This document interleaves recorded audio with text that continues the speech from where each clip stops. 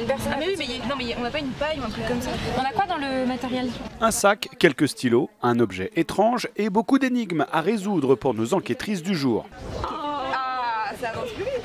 Amélie, Hélène, Laura et Pauline partent sur les traces d'un certain André Le Nôtre, mystérieux jardinier du roi, qui a laissé derrière lui quelques secrets. Du coup, ça doit être un des deux là, non?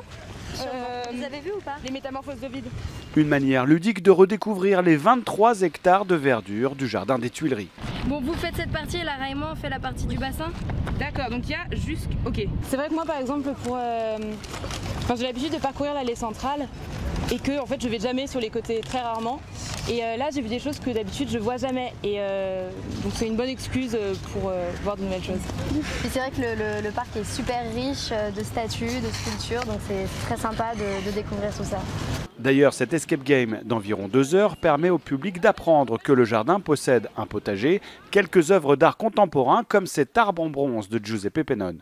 Et c'est ça qu'on voulait montrer à travers le jeu. On voulait vraiment inciter les visiteurs, les joueurs à rentrer un petit peu à l'intérieur du jardin et aller découvrir ce qui s'y cache et ce qu'on ne voit pas forcément quand on ne fait que le traverser. En tout, près de 15 000 personnes devraient participer et tenter de percer le mystère du parc des Tuileries. Ah, bravo. Eh ben